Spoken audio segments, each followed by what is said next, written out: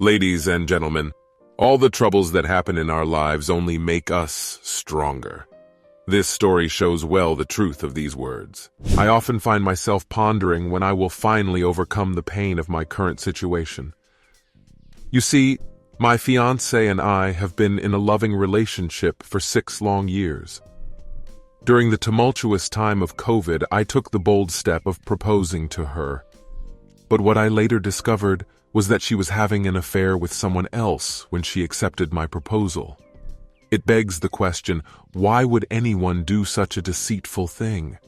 Why would they accept a marriage proposal from one person while simultaneously engaging in a romantic relationship with another? It's a question I have been grappling with for weeks, and this lengthy post serves as a sort of therapy for me. I am not looking for advice, per se, but rather a space to empty myself out and find some semblance of peace amidst the chaos of my emotions. Allow me to share my story with you. As a relatively awkward guy, I never had much luck with the ladies. However, when I crossed paths with my fiancée, whom I'll refer to as Bess, everything changed. I was instantly smitten and head over heels in love with her from the moment we met. Despite never having experienced love before, I knew without a doubt that she was the one I wanted to spend the rest of my life with. Surprisingly, she seemed to reciprocate my feelings, and we began discussing our future together, including having kids and moving in with each other within a week of meeting. Things were going exceptionally well in the lead-up to Discovery Day, at least from my perspective. Although things seemed to be going well between my fiancée Bess and me, I later realized that my perception of our relationship may have been one-sided. One day, I caught a glimpse of a message on her phone that gave me pause. That night, I couldn't sleep and decided to go through her phone while she was asleep. Being technologically savvy, I make a living through some mobile apps that I developed. Although I am not super rich, I am financially stable enough to take a year off without any long-term consequences. Despite my thorough search, I wasn't able to find anything that was absolutely conclusive. I did stumble upon a plethora of dubious information. For instance, I discovered several deleted messages and noticed that Bess had a Snapchat contact with an icon that suggested a significant amount of interaction. Additionally, I came across a few pictures of a man I did not recognize. As a result, I decided to take matters into my own hands and installed spyware on her phone. After conducting a Google search, I opted for the most expensive service available, which even allowed me to remotely activate her camera and microphone. Coincidentally, the very next day, Bess was scheduled to embark on a 5-day business trip. Being in sales, Bess frequently traveled for business, so it wasn't unusual for her to be out of town for extended periods of time. As soon as she left, the messages between her and the mysterious man began to flow incessantly. The content of these messages left me utterly devastated, and I was overcome with nausea, vomiting several times as a result. The reality of the situation was so unbelievable that I refused to accept it for an extended period of time. In my desperation, I became fixated and began to comb through every piece of information I could get my hands on. Through my investigations, I discovered that their affair had, in fact, begun more than 2 months before I proposed to her. The man with whom she was having an affair was a co-worker who happened to be 10 years her senior, married with 3 children, and whose wife was 7 months pregnant. To add insult to injury, I was able to hear them expressing their love and engaging in intimate activity in a hotel room. They even discussed the possibility of running away and beginning a new life together. I was completely devastated and unsure of how to proceed. Ultimately, I lacked the courage to call and confront her about her actions. I found myself in a state of emotional turmoil, unable to think clearly about what to do next. In my moment of distress, my thoughts immediately turned to my best friend since childhood, whom I shall refer to as Kay for the sake of anonymity.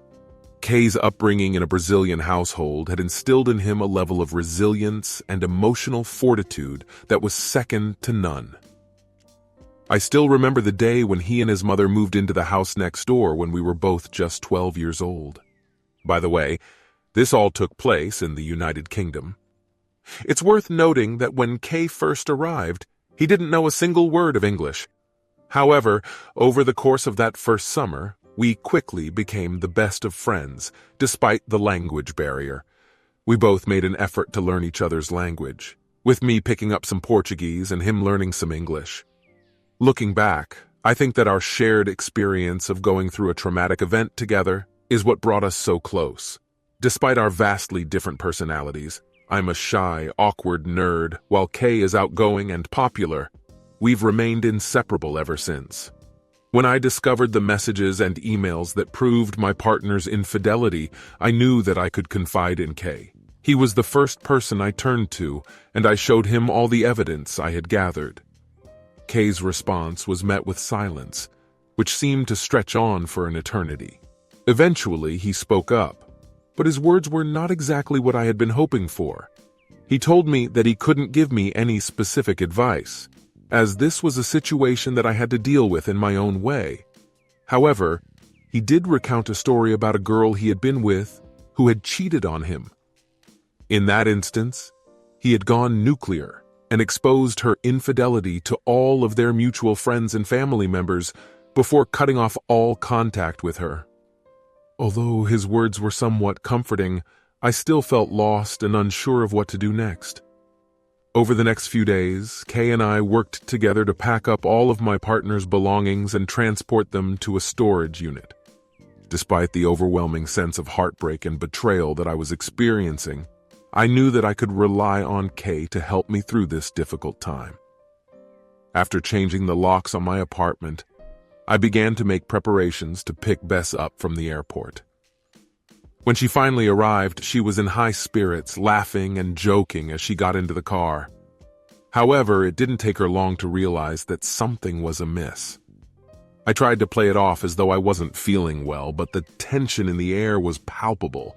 Kay, ever the smooth talker, stepped in and told Bess that I had planned a fantastic surprise for her at her parents' house. I didn't say a word throughout the entire trip, doing my best to conceal my emotions and maintain a fake smile. It was a difficult task, but I knew that I couldn't let her see how much she had hurt me. As soon as Bess got into the car, time seemed to slow down to a crawl.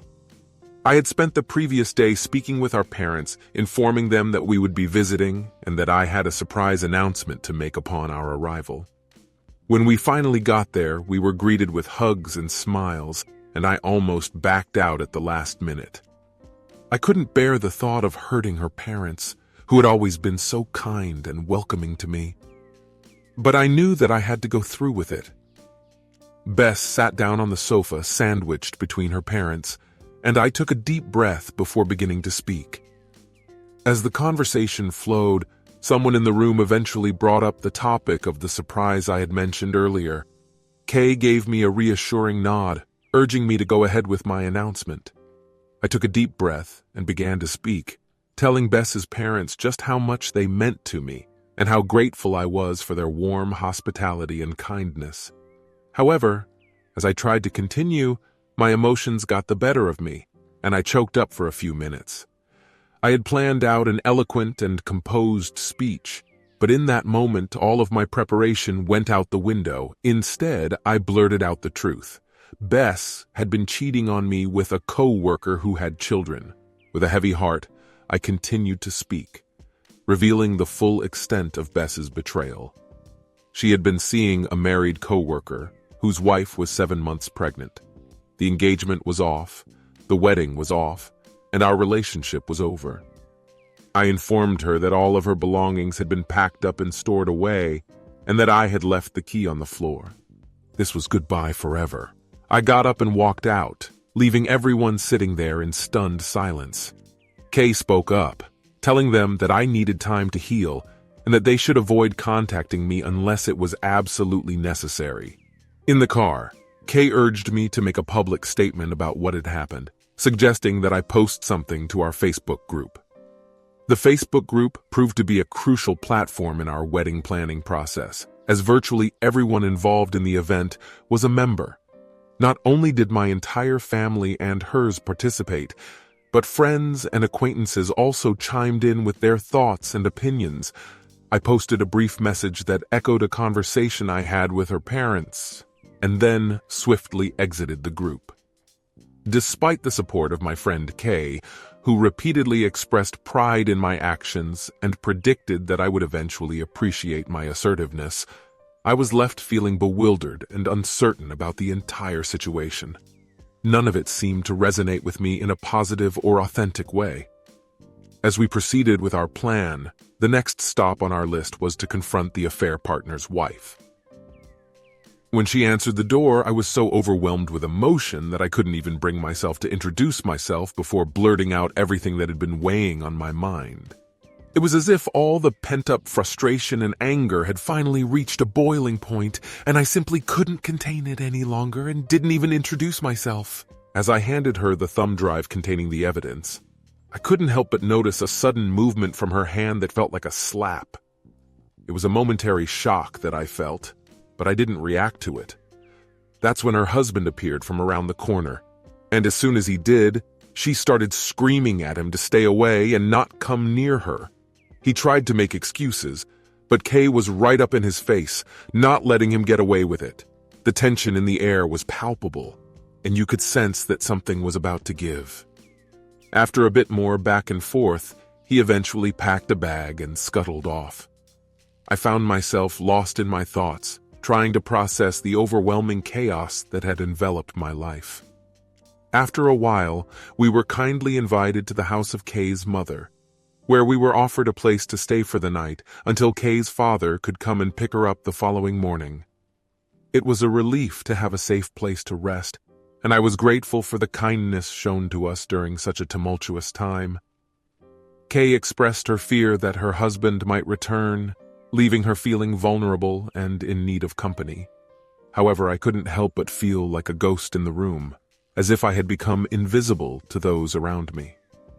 I sat there in silence, tears streaming down my face, feeling utterly alone and unnoticed.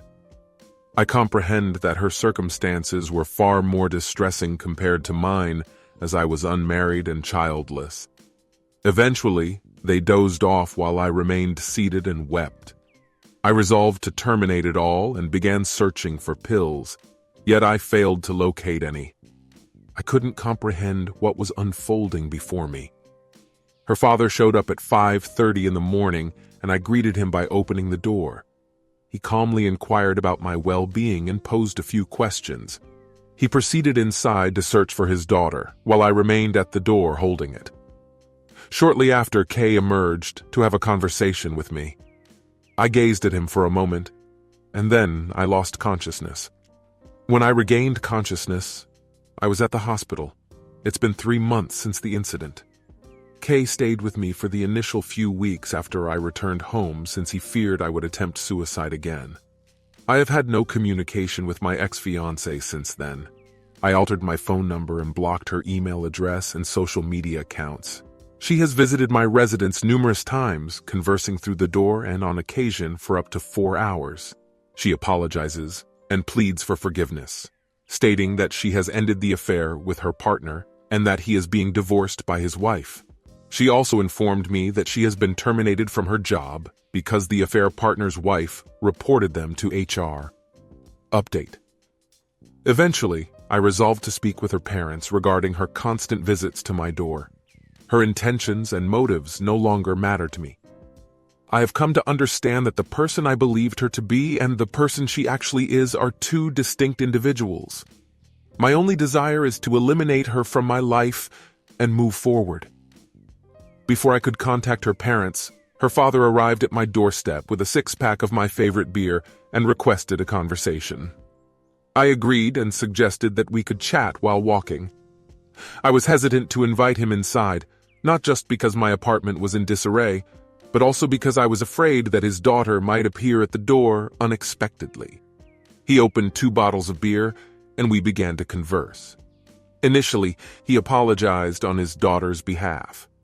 He later revealed that his wife and daughter had been urging him to speak with me in an attempt to persuade me to communicate with his daughter. He confided in me that his daughter was self-centered and pampered, and he expressed his desire for her to experience the full ramifications of her actions for once. Perhaps he had faith that his daughter could improve herself in the future. In conclusion, I queried if there were any issues between us, and he responded negatively, although he made a lighthearted quip about the possibility of him divorcing his wife. He added that the conversation with his wife and daughter regarding me had not gone smoothly, but he refused to yield this time. It appeared that this was a long overdue conflict for him. As for Kay, he has been his usual amazing self, supporting and motivating me throughout the ordeal. Now that it's over, I understand that he was right, and that someday I would take pride in my actions. I asserted myself, a behavior I rarely exhibit, and it feels fantastic. If the need arises again, I will undoubtedly do it again. However, my ex appeared at my doorstep once more, and this time, I engaged in a conversation with her. She pleaded with me to permit her entry so that we could talk. I agreed to her request, but informed her that I had a few errands to run and proposed that we meet at a nearby park in 30 minutes. I was hesitant to invite her into my chaotic living space, as several of you had cautioned that she might make false accusations if we were alone. Surprisingly, I felt calm and even a little content. When I arrived at the park, she was weeping. We exchanged trivial pleasantries and engaged in meaningless chatter. She attempted to pry into the details of my conversation with her father. I informed her that the conversation with her father was confidential and not her concern. As I began to lose interest, I inquired about the topic she wished to discuss. She launched into a lengthy monologue, apologizing profusely for loving me so deeply. I forgave her because I didn't want to bear the burden of resentment, animosity, and anguish any longer. Nonetheless, I made it clear that our relationship was irreparable. Individuals who love one another do not inflict the kind of pain she inflicted upon me. I could never place my faith in her again. As she wept uncontrollably, I remained seated and observed her. It was an unusual experience for me, as I had never felt so disconnected from anyone before. Consequently, I contacted her father to come and take her home, urging her to seek therapy and repair whatever was broken inside her. Afterwards, I ordered an Uber and headed to the nearby animal shelter where I adopted a kitten, whom I named Shiny. My friend Kay teased me, saying that my new pet was drawn to my gleaming backbone. Thus, the kitten was christened Shiny. I'm glad I was able to stand up for myself and remain honest with her without resorting to yelling or name-calling. To remind myself of this, I've been spending time with my wonderful kitten and having a blast. Later, Kay will join me for some video games and beers. While I'm saddened by my ex, I also feel sorry for her. Although I'll miss the good times we shared, I'm relieved that it's over. OP, I am very glad that you got out of this situation as a winner and became stronger. Friends, if you liked this story, then subscribe to the channel. Thank you for watching this video to the end. Bye-bye.